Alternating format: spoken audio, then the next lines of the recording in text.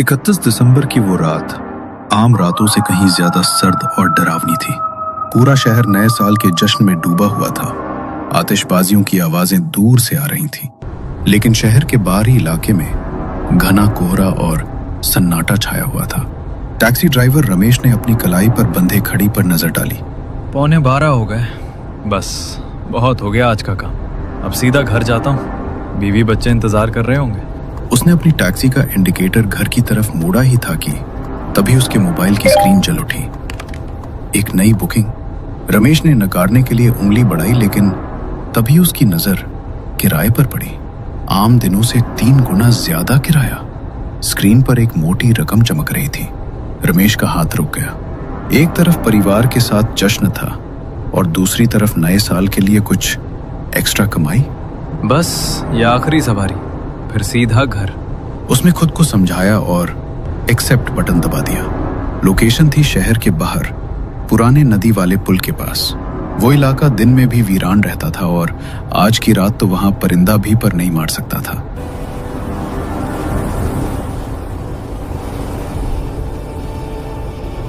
जैसे जैसे रमेश की टैक्सी उस पुराने लोहे के पुल के करीब पहुंची, कोहरा और गहरा होता गया।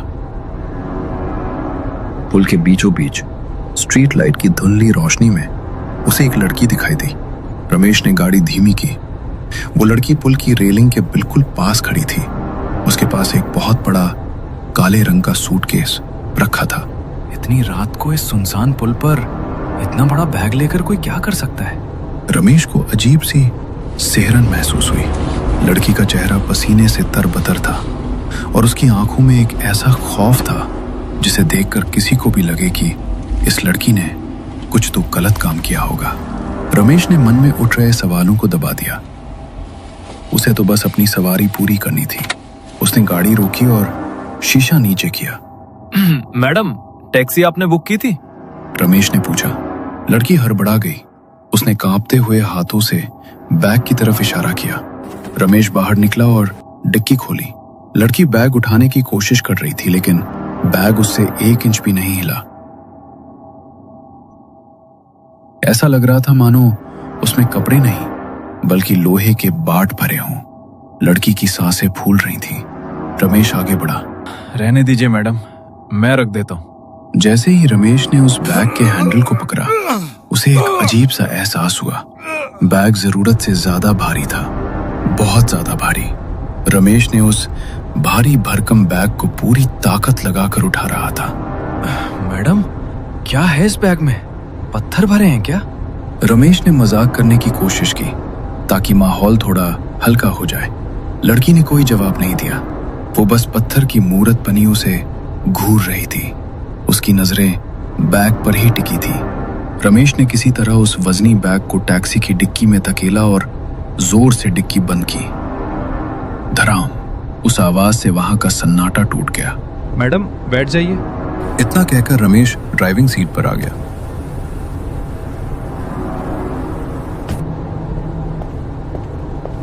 लड़की पिछली सीट पर बैठी। उसने दरवाजा लॉक किया। रमेश ने रियर व्यू मिरर में देखा तो लड़की अभी भी पीछे मुड़कर उस डिक्की की तरफ देख रही थी, जैसे उसे डर हो कि वो बैग कहीं गायब न हो जाए।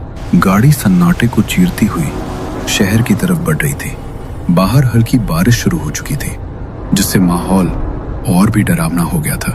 टैक्सी के अंदर एक अजीब सी भारी खामोशी थी। रमेश बार बार रियर व्यू मिरर में पीछे बैठी उस लड़की को देख रहा था। मैडम, इतनी रात को कहाँ से आ रही हैं आप? मतलब सब ठीक तो है? रमेश ने हिम्मत जुटाकर पूछा। लड़की ने ठंडी आवाज में जवाब दिया। मैं एक पुराने दोस्त से मिलने गई थी, या यूं कहो हिसाब बराबर करने। हिसाब? रमेश चौंका। हाँ, हिसाब। हिसाब? मतलब अगर बुरा ना माने तो किस बात का हिसाब मैडम? लड़की ने खिड़की से बाहर देखते हुए अपनी बात आगे बढ़ाई। मैं एक लड़के से बहुत प्यार करती थी। ओह, तो फिर झगड़ा हो गया क्या?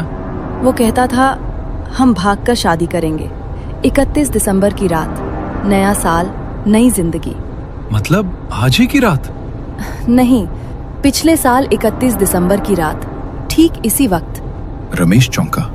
उसने सोचा कि पिछले साल की बात ये औरत आज मुझे क्यों बता रही है, लेकिन उस पर ज्यादा ध्यान न देते हुए उसने पूछा, तो आगे क्या हुआ? उसने मुझे उसी ब्रिज पर बुलाया था जहां से तुमने मुझे आज पिक किया। जब मैं वहां पहुंची तो वहां उसके 2-3 दोस्त भी थे। रमेश चुपचाप सुनता रहा। खूब पार्टी की उन लोगों ने, शराब पी, शोर मचाया और फिर वो लोग चले गए। बाद में वहां सिर्फ मैं थी और वो। लड़की की आवाज अब थोड़ी सख्त हो गई थी। अकेला पाकर उसने मेरा फायदा उठाने की कोशिश की। वो जबरदस्ती करने लगा।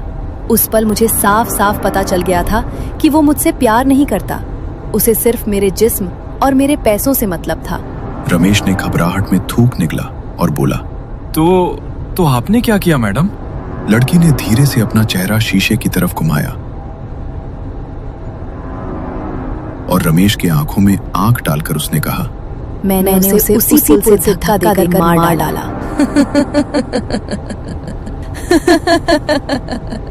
रमेश के हाथों से स्टीयरिंग छूटते छूटते बची। उसमें जोर से ब्रेक पर पैर रखा लेकिन गाड़ी रोकी नहीं।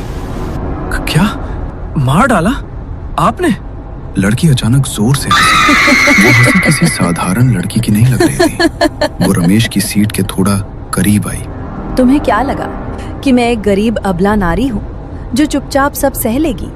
रमेश का गला सूख चुका था। उसे लग रहा था कि उसने किसी डायन या पागल कातिल को गाड़ी में बैठा लिया है। लेकिन अगला वाक्य सुनकर रमेश की रूह कांप गई।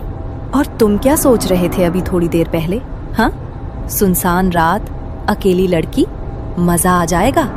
रमेश के माथे पर पसीना बहने लगा। नहीं मैडम, मैं ऐसा कुछ नहीं सोच रहा था, कसम से। मिरर में उस लड़की ने रमेश की आंखों में देखा और जोर जोर से हंसने लगी। क्या यार, तुम भी कितने डरपोक हो। मजाक भी नहीं समझते। उस लड़की की ये बात सुनकर रमेश के जान में जान आ गई। तभी सामने एक पुरानी इमारत का गेट दिखाई दिया। रमेश ने राहत की सांस लेते हुए कहा, गैलेक्सी अपार्टमेंट आ गया मैडम। लड़की नीचे उतरी और डिक्की खोलने लगी। ये बैग बहुत भारी है और मेरा रूममेट भी फोन नहीं उठा रहा। क्या तुम इसे ऊपर 3री मंजिल तक पहुंचाने में मदद करोगे प्लीज? लड़की ने लाचारी से कहा। रमेश मना करना चाहता था लेकिन डर और जल्दी छुटकारा पाने की चाहत में उसने हाँ कर दी। उसने वो भारी बैग जिसमें से अब भी वो अजीब सी बदबू आ रही थी अपने कंधे पर उठाया। उफ, मैडम इसमें क्या भरा है? ऐसा लग रहा है कोई इंसान ले जा रहा हूँ। रमेश ने अनजाने में सच बोल दिया। लड़की ने रमेश की तरफ देखा और कहा, एक और मदद करोगे? मुझे अपने रूममेट को कॉल करना है। मेरा फोन बंद हो गया है। अपना फोन दोगे? रमेश ने झिझकते हुए अपना मोबाइल उसे दे दिया। लड़की थोड़ा दूर गई, किसी से बात की और फोन वापस करते हुए बोली, शुक्रिया, चलो ऊपर चलते हैं। रमेश बैग लेकर 3री मंजिल पर पहुंचा। सीढ़ियां चढ़ते हुए उसका दम फूल गया था। वो एक बंद दरवाजे के पास रुका। बस यही रख दो, लड़की ने कहा। जैसे ही रमेश ने बैग नीचे रखा, उसने देखा कि सीढ़ियों से पुलिस इंस्पेक्टर और 2 हवलदार तेजी से ऊपर आ रहे हैं। रमेश के पैरों तले जमीन खिसक गई। फंस गया, इस लड़की ने मुझे फंसा दिया। अब ये कहेगी कि कत्ल मैंने किया है। रमेश ने घबराकर हाथ ऊपर कर लिए। पुलिस वाले पास आए। रमेश बोलने ही वाला था कि साहब, मेरा कोई कसूर नहीं है। तभी इंस्पेक्टर ने रमेश को नजरअंदाज करते हुए उस फ्लैट का दरवाजा खटखटाया। दरवाजा खुला। सामने एक 25 से 26 साल का लड़का खड़ा था। पुलिस को देखकर उसके चेहरे का रंग उड़ गया। इंस्पेक्टर ने कड़क आवाज में कहा, क्यों बे, सोचा था बच जाएगा? सिपाही ने उस भारी बैग की चेन खोली। रमेश की नजर बैग के अंदर गई और उसकी चीख निकल गई। बैग के अंदर उसी लड़की की लाश थी जो अभी रमेश के साथ टैक्सी में आई थी। उसका शरीर नीला पड़ चुका था और गले पर निशान थे। रमेश ने हड़बड़ाकर पीछे देखा। वो लड़की वहां नहीं थी।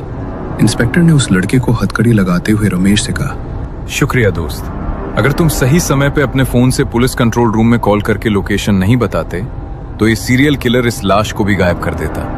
ये अब तक 4 लड़कियों को मार चुका है। रमेश सन्न रह गया। कॉल? साहब, मैंने कॉल नहीं की, वो तो उस लड़की ने। तब रमेश को याद आया, उस लड़की ने उसका फोन मांगा था।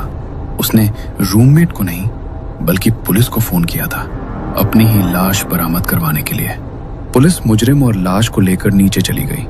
रमेश बदहवास सा वहां खड़ा रहा। कांपते पैरों से वो नीचे आया और अपनी टैक्सी में बैठा। उसका पूरा शरीर पसीने से भीगा हुआ था। उसने इंजन स्टार्ट किया और वहां से भागने ही वाला था कि तभी उसकी नजर फिर से रियर व्यू मिरर पर पड़ी। पिछली सीट खाली थी, लेकिन कानों में एक आवाज गूंजी। मदद के लिए शुक्रिया रमेश। वैसे मेरा किराया नहीं लोगे? और उस 31 दिसंबर की रात के उस सन्नाटे में एक खौफनाक हंसी गूंज उठी। रमेश ने एक्सीलरेटर पर पैर दबाया और पीछे मुड़कर देखे बिना अपनी जान बचाकर वहां से भाग निकला।